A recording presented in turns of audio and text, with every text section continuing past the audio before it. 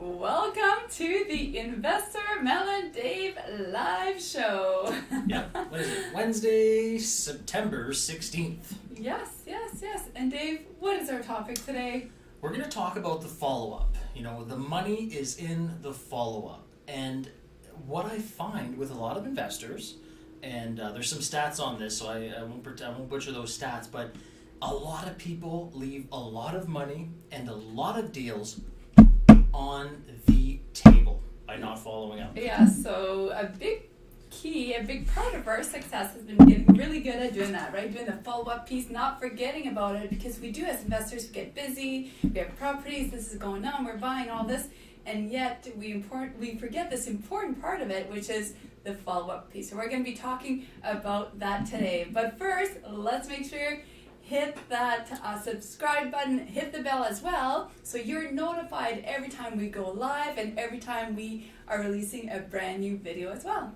Yeah, so we're going to chat a bit, but then at the end, our favorite part, the Q&A. So if you want to start answering questions, leaving it in the comment section, we will address them at the end after we talk about some I follow-up. think you mean if you want to start asking questions. What did I say? You said answering questions. Oh, people can answer the questions too. Go on. Feel free to answer as Feel well. free to answer your own questions if you want. Absolutely.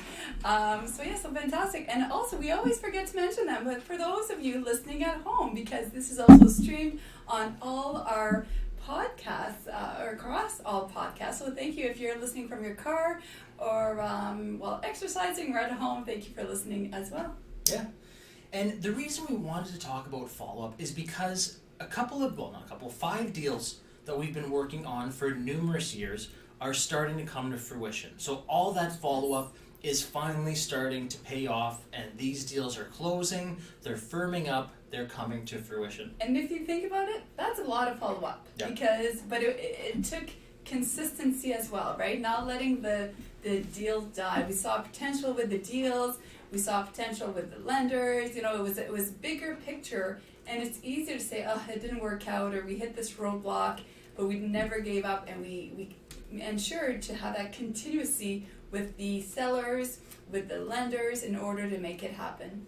Yeah, and I kind of want to go over the 5 examples quickly, and then we'll get into the content, just to show you the length of time in all of them. And I'll try to remember all 5, but the first one is the 50-plex that we just closed, I think 3 weeks ago or so now, 4 weeks. Yes. Time flies.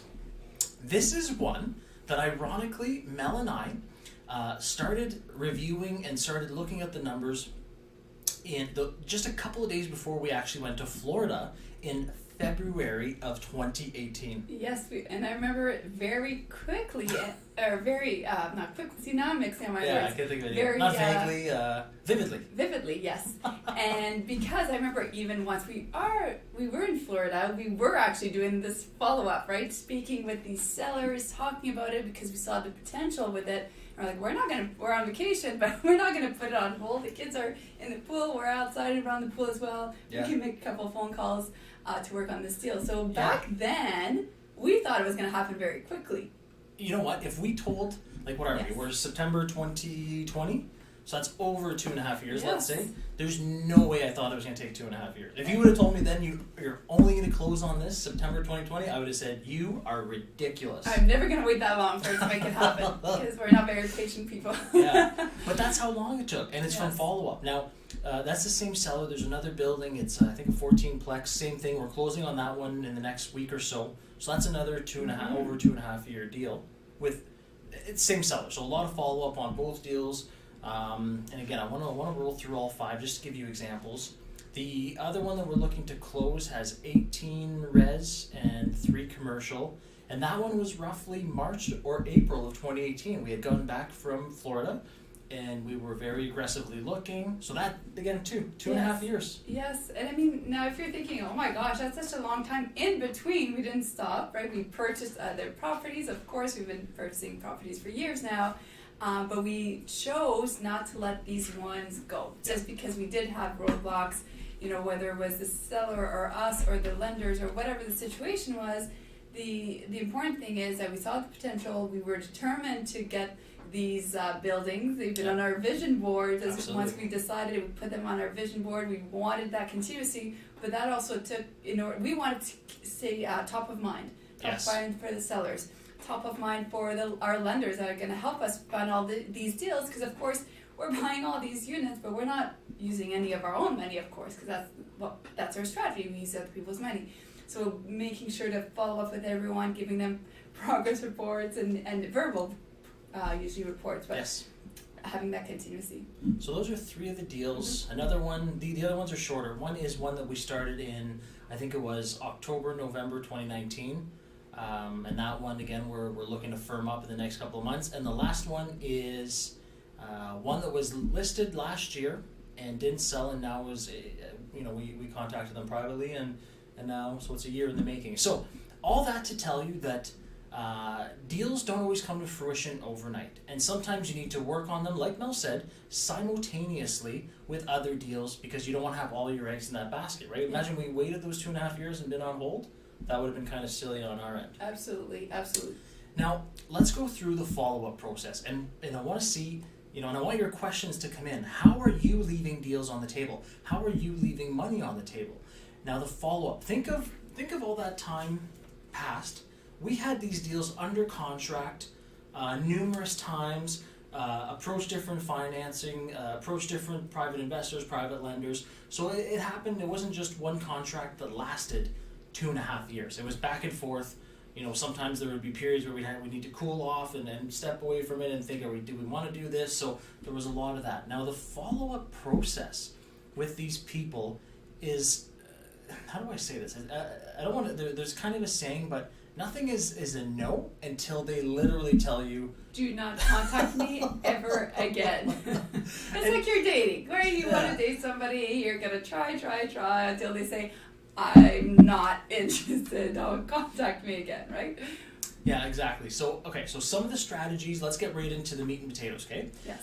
Some of the strategies with the follow-up is going to sound simple, but you just need, it's almost like you need to repeat.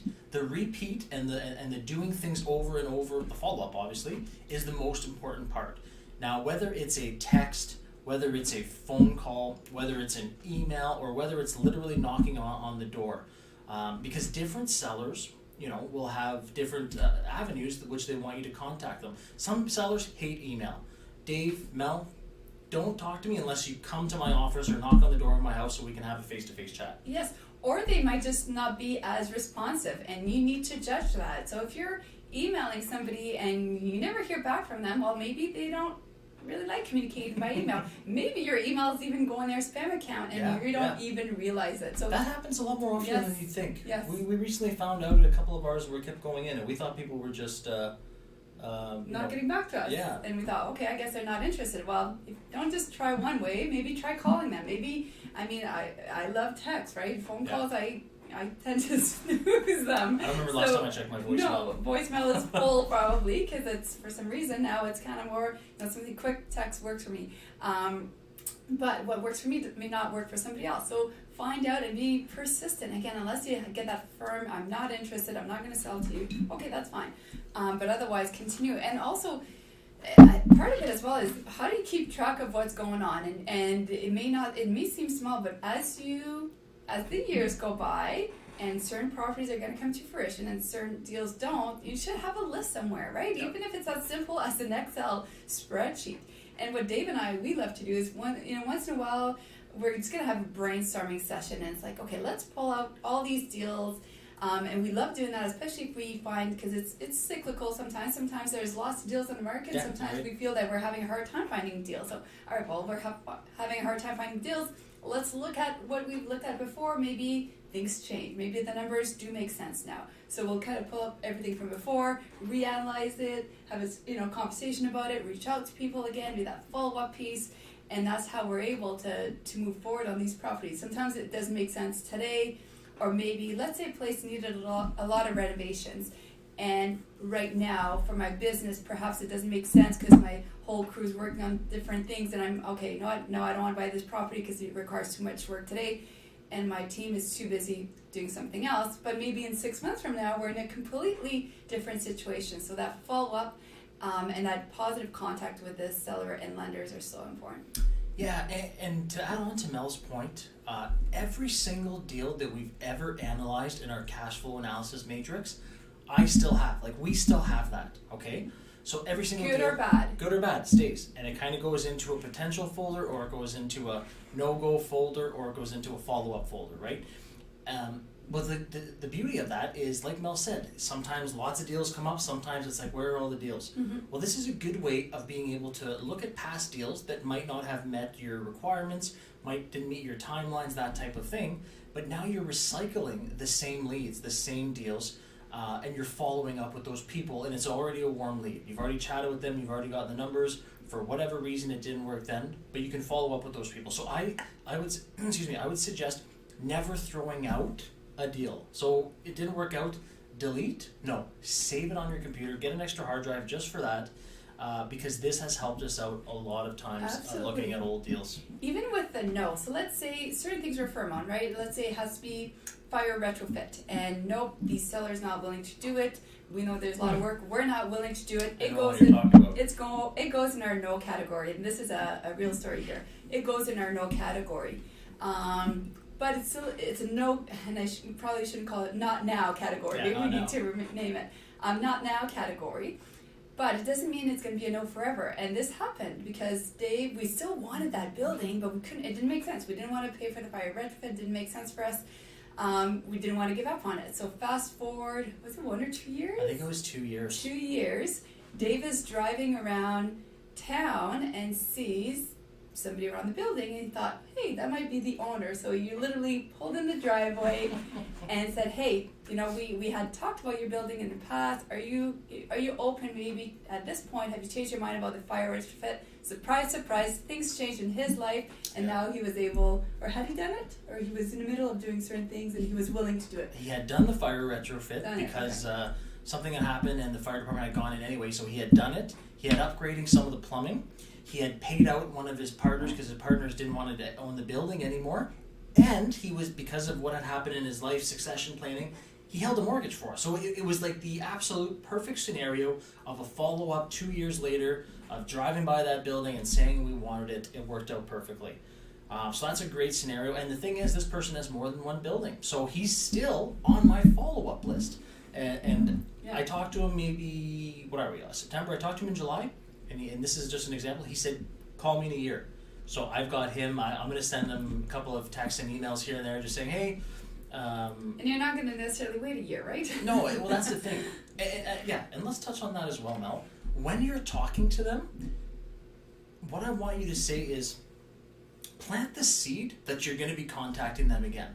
And don't be afraid to say that. So I'm not going to, so let's call him Mr. Seller. So Mr. Seller, every time I talk to him, even if he says, let's chat in a year, when I do my 2-month or 3-month or 6-month follow-up with him, I'm going to say, okay, Mr. Seller, so I look forward, I'll contact you again in a couple of months. I know you said a year, but I like to touch base. So let them know, I know you said a year, but I'll be calling you in a couple of months. I'll be texting you in a couple of months. I'm going to send you an email. I might pop by your other building if I see you there. So letting them know that you will be contacting them in the near future doesn't surprise them, and it also doesn't. It takes away that let's say annoying sticker from you. Because you already told them you're gonna. And just laugh with it. They're like, well, okay, like, you know me, I'm gonna call you again, right? And make a joke out of it. And the thing is, he may honestly think that I'm not selling for a year, and that's his thought. But think about your own life. Think about how quickly sometimes something happens and we shift. Right? And that's often what happens. They may truly not be thinking about selling because, nope, my renewal's on this date and I'm not willing to do so. But maybe something changes. Maybe, whatever it is in their personal lives or business life or financially, something shifts and now they're willing to sell. Or maybe, hey, we'll pay for this if you're willing to do it because it makes sense and you can create a win-win for them as well. So, don't be afraid to follow up, be amicable, be friendly, and you want to stay top of mind, because if you go 1 full year without contacting them, that's a long time. That's a long time. And then there's other investors who are a little bit more aggressive, who are going to contact them 6-7 times, like us. Who are they going to contact? Chances are, who are they going to remember? Are they going to remember, oh yeah, remember Mel and Dave a year ago, they contacted me? Or are they going to remember the person that called them 2 months ago? Right? So timing is everything. Don't be afraid to reach out to them. Yes. So again, guys, let's take a break. So please subscribe to our new YouTube channel. Like it, subscribe. That'd be awesome. Start asking your questions because at the end we're gonna have a Q&A period. So don't be shy. Ask away after you subscribe and like. Something else I wanted to chat about the follow-up was, and I forget what I wanted to say exactly, was, have notes on your conversations. You don't want to be asking the same questions. You don't want to be revisiting the same points every time you follow up with either a private investor, a private lender, a seller, okay? So if you're old school and you want to write it down, or if you're willing to do a spreadsheet, or if you have some other sort of software that'll keep track of it, but remember the conversations and be okay referencing them. Hey, Mr. Seller, I called you last time. I think it was September 13th or so. I remember you saying you wanted to wait a year. You were worried about capital gains, or you were worried about your mortgage penalty. I'm just doing my follow-up like I told you I would. Just want to see, is that still the case? Has something changed in your life? They will appreciate the fact that you remember the conversation. A, it shows you care. B, it shows you organized. And C, it kind of breaks the ice on that follow-up. But pinpointing what the conversation you've had, has anything changed? They can either go yes or no, right? And if it's a yes, boom, you're right in there. You've already addressed the issues that were there before. If it's a no, again, lay that seed or plant that seed. Okay, no, I just want to make sure. So nothing's changed. You're still on that. I'll call you in a month or two. Can't wait. You know me, I want to follow up with you. Have a great couple of months. And if anything changes in the meantime, don't hesitate to call me. So keeping notes is very important. I've noticed they actually love that fact. And also have a personal note as well, right? Maybe the last time you spoke with them, they were going on a trip. Well, make sure to say, hey, last time we spoke, it was a trip. So that personal piece, not just business. Of course, you want to know what kind of lender they are or whatnot, how much they have, and all that kind of stuff. So you're not asking, like Dave said, the same questions. But have a personal aspect to it as well, right? You are building a relationship. We do have relationships with our lenders, with those who we buy properties from. So make it personal. Yeah, and something that's kind of, and again, don't hesitate to put questions. We're going to be going Q&A soon, guys. So don't hesitate to ask questions. The one thing that we have done is, I'm sure you're thinking, Mel, Dave, what if I do get a no? What if I do get someone that says, you know what, guys, please don't contact me anymore. When I'm ready to sell, I'll sell, okay? And then be respectful, obviously. Yes, I understand, Mr. or Mrs. Seller, 100%, that makes total sense. And then plant a seed. Just say, okay, if you don't feel comfortable selling privately, I understand, I get it. But if you're going to list with an agent, maybe have something that excludes us from that listing, so you're still saving, your fees on the agent. Or say, if you want to list with an agent and then contact me first, where I get kind of exclusive first crack at it. That way you still feel comfortable. You've gone to a real estate or a realtor or a broker, and you want them to take care of the process. But if that's the case, if you can still please give me first crack at it, I would love that. And then you can still have the security of having your real estate agent or real estate broker, because that has kind of not diffused the situation, but has added security for some of the sellers before, because maybe they don't want to deal with just lawyer to lawyer private, right? They want to have that opinion as well of a realtor, which is completely fine. Absolutely. So give them that reassurance. Hey, you're a no for me. I understand. But if you do get that, maybe contact me first, and the realtor will be happy because they'll double end it, and you'll have that sense of maybe I didn't sell too low or things like that. Exactly. So that's helped us out with people that have said no in the past. Again, it's just making people feel comfortable to contact you and do business with you. Yeah, so ask yourself, who can I call? Who have I not followed up with for a while? Who am I currently in contact with? And add them to your list so time doesn't fly by and then you forget about them or they become back burner. Keep in touch, absolutely. And something else, if you are already dealing with a real estate agent, not all of this has to be private, right? It doesn't have to be off-market deals only.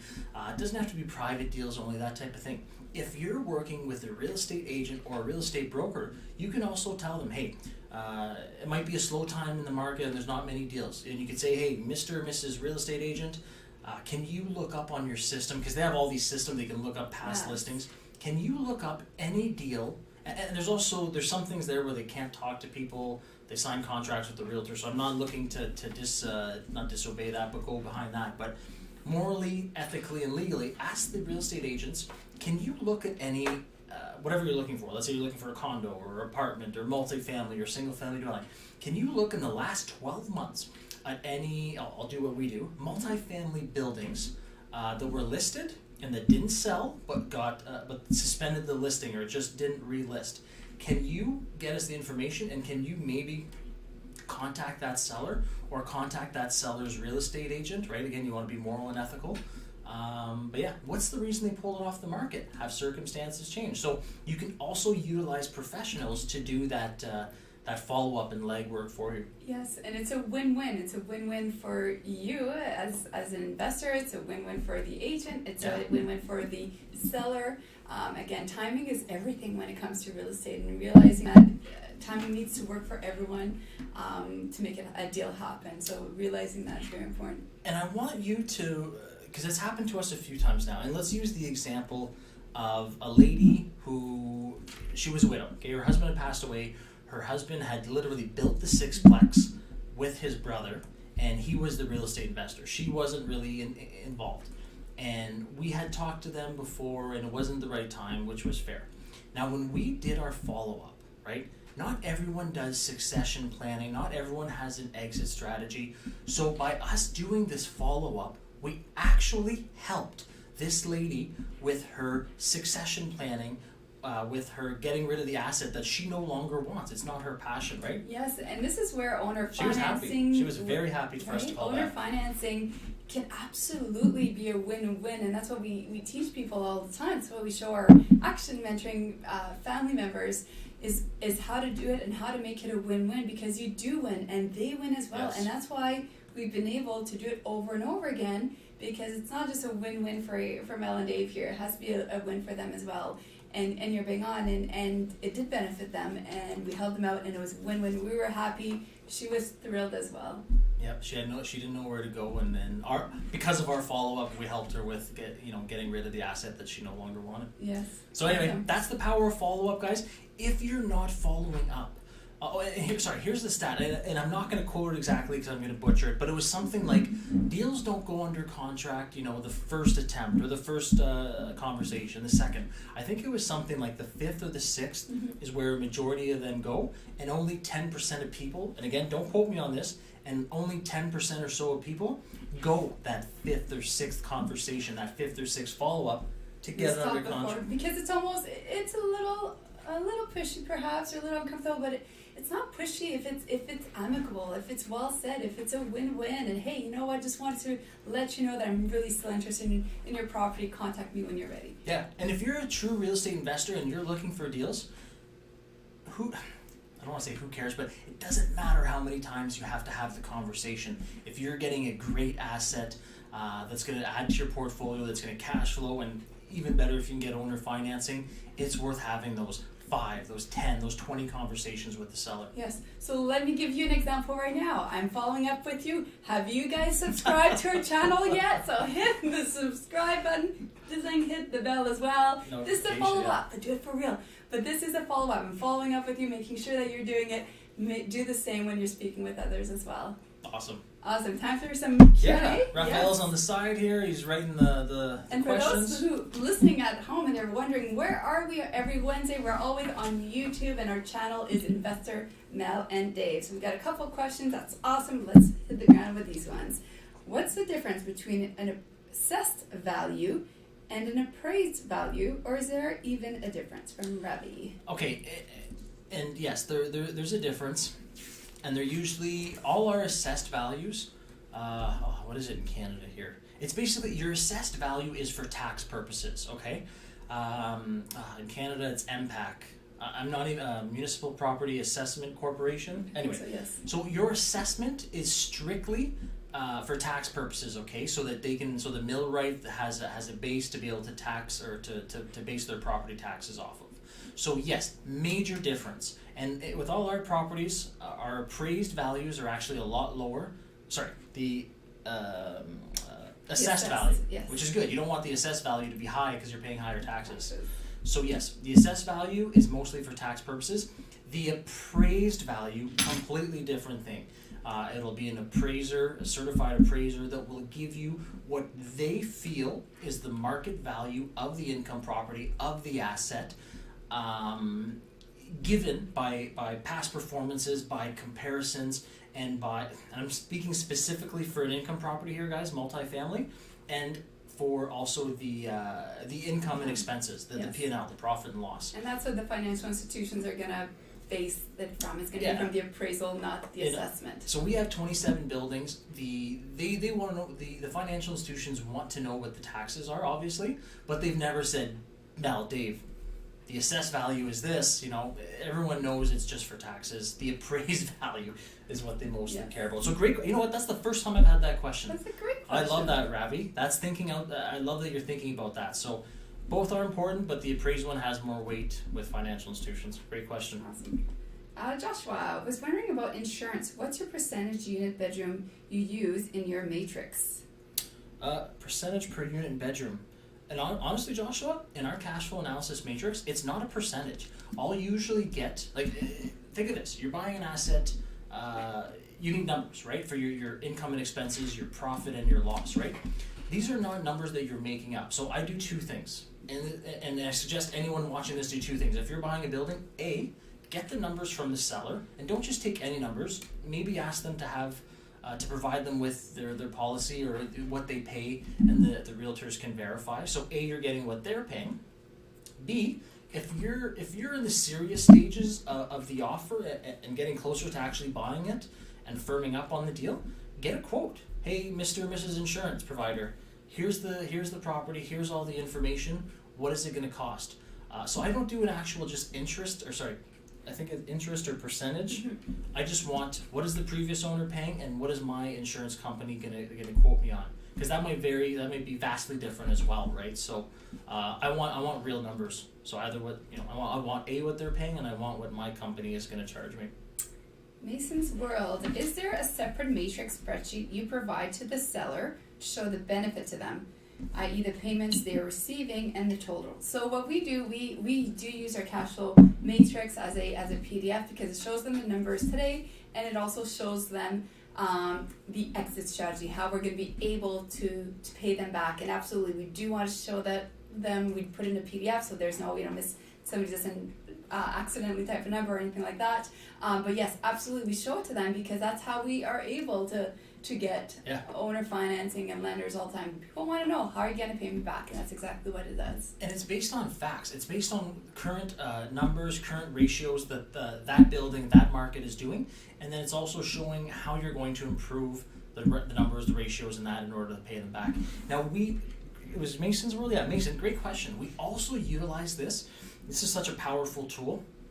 This literally helps us with negotiations with the sellers, with financing, because they see we've done our homework and they see you guys are serious investors. You don't just guess what the numbers are. It's strategig. It's calculated. And even with the private lenders and investors, I think I've got one or two this afternoon. Private lenders, investors. They said, I want to see the deals that you have upcoming, and I could send them a nice spreadsheet with pictures and all that. I'm going to hop on the call with them, and I'm literally going to share my screen, showing them the cash flow analysis matrix, showing them, here's the property now and what it's doing, here's what we're going to do to it, and then here's where it's going to be after.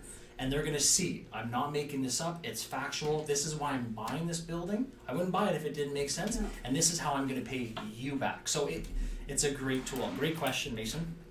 Awesome. I see Raphael writing, guys. Yeah, if you have more questions, otherwise we're going to grab some grub. But yeah, I'd love a couple more questions. But the follow-up, if you have specific, you can ask questions on anything, but if you have specific questions on follow-up, I'm excited right now. I can feel the goosebumps. But because we have so many deals coming to fruition from effort 2 years back, that's why I just want to really push follow-up. Yes, because, and that's the thing, right? What you do today it's not just what you're closing on this month or next month. It's also you're creating your future. People ask us all the time, how are you guys buying all these properties and you have all these deals and all that? Well, it also didn't happen overnight. We do follow-ups. We do all these things. Right? So real estate investing is a journey, right? It doesn't just happen like that. It's not overnight success. We're not an overnight success either, but we put time and sweat into it, and today we have the results from whether it's a month ago or 2 years ago. So. Maybe give yourself a number. Maybe say, and I don't know, not every seller will be the same. Maybe say, unless I've talked to this seller or private lender, investor, 10 times, then I haven't truly done my due diligence. I haven't truly exhausted that avenue. So maybe set yourself a goal. You know, I'm gonna talk to a bunch of different people. Unless I've talked to them at least 10 times or gotten a blatant no, I can't give up. And then keep yourself accountable. No, yeah. What happens at the end of the VTB term? So, what we always want to do prior to the end of the VTB term is, of course, pay them back. And we often talk about the exit strategy and it's being able to pay them back. So essentially, let's say we borrowed $100,000 as the VTB. We're going to make sure to pay back whatever is the owing balance is. And that's about it. We go our separate ways. However, we don't go our separate ways. We do the follow-up. So you want to continue that follow-up with Mr. or Mrs. VTB as well, because they got to know, like, and trust you over the years. They are the perfect people that may want to reinvest with you in a different way. So they may not hold the VTB, but at the end of the day, they might have received that money back and may not need it right away. So we're going to follow up with them and ask them if they'd be interested in doing it all over again. You know, this is our exit strategy on this property. Is that something that interests you, yes or no? Yeah. And again, like Mel said, they were vendor take back there because they were the seller. But next time they don't have to be vendor take back. They can be mortgage holder. They can be promissory notes. So yeah, there's a lot of that. And with that, how does it end? It's you paying them out from a refinance or a sale, whatever was determined in your original exit strategy. And don't assume that you know the answer. It's so easy to think, oh, I think, you know, they had mentioned that they definitely will never ever be a lender. They only want to be secure and whatnot. Again, life changes. The trust has been built over, you know, the amount of years that you have with them as well. Let's finish off on a story. I'm just thinking, we literally, a month ago, we had an owner who's holding 2 mortgages for us on 2 assets. And when we first negotiated, and this is one of the follow-up, we tried buying it, 9 months went by, they finally sold it with owner financing because we showed them that they couldn't get the price they were asking because the banks wouldn't approve it due to the ratios. So we showed them, we'll buy it, but you need to do X, Y, Z, and then we'll be able to make this place cash flow. He agreed, and he said it cannot be longer than a year. 100%. I want that over. I'm only giving you. Who are you talking about? Like, oh, okay. I don't want to say his name. So, 100%. Only a year is what he said to us. About 4 weeks ago, we're renovating a unit. He happened to drive by. He walked in it. He was blown away. He comes into our office and chats with us and says, "You know what? I know." I know what I said, but now that I see that you guys are, you know, I wasn't sure at first. I was skeptical, of course. I was, you know, I wanted to do the VTV, but I was set on nothing else. He's like, hey, what if we extend that? Let's keep that longer. Now he wants to extend. He said, what would you want to do? Another year? Want to do another 2? Want to do another 5? Whatever works for you. Yeah. And again, we're going to look at our cash flow matrix, what makes sense. And then he said, even when you sell this building, I'll still have that money to invest with you guys. So again, don't ever take whatever someone's saying in the moment. As obviously they're saying that in the moment, so it makes sense. But don't assume that that's going to be the same answer months down the road. And for him, as the VTB, seller financing, owner financing, these are all the same terms. You know, he saw the benefits from it. So we took the building, we put a lot of money into it. So he knows as well, like, hey, if something were to happen, my property's worth a lot more now because we have put, you know, sweat into it. So, so it's a win-win for him as well, and we're continuing that relationship, and we're not afraid to give him updates and invite him inside our property anytime. It's an open door, and he knows that. So, because keep in mind, an existing an existing lender, an existing investor is a lot easier and cheaper for you time-wise and everything than trying to go and find new people. So take care of the people that are in your circle investing with you, because that long-term relationship is much more important. Yeah. And it's nice for them as well, right? Because they know you, they trust you, you have a good communication between both partners. I see Hafa, right? All right, one more let's letter. Take one.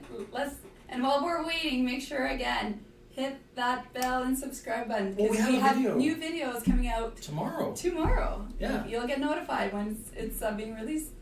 Yes. Yeah, no, definitely. And what subscribe, like, and notify, right, for YouTube? Hit the bell. Hit the bell. Yes. Notify, yeah. Hit the bell, as it's saying. Does it say? Yes. All right, Rafa. All right. One last question for today. Josh. With the VTB term ending before the 5 years term, is there any penalties you need to pay it off early? Okay, so if you want to pay it back, that depends on what kind of, you know, what are your agreement with the seller. Was that part of the terms or not? So again, because you're dealing directly with the owner, you get to make your own rules between the two of you. So sometimes we've had it where no, we cannot break it, and we respect that. Sometimes it's open. Hey, pay me back whenever you want. So hey, in that case, if it makes sense for us to do so, then we'll do that as well. So so that's the nice thing about it. You're able to negotiate that as part of your deal. Yeah, exactly, Josh. When it's private lending, private financing, as long as it's legal, you and the seller can negotiate a bunch of different things that works out for the two of you. Awesome. Great session. I love this. Awesome. Another Wednesday session. Good questions, guys. Good questions. Yes. So awesome. So we're heading over for a quick little bite to eat, and then we have our Action Family Mentoring Program. If you want to find out more about that, make sure you can send us a message or comment below, and we'll be able to schedule a call with one of our mentorship specialists who can tell you all about it. Awesome. So goodbye for now, guys. Yes.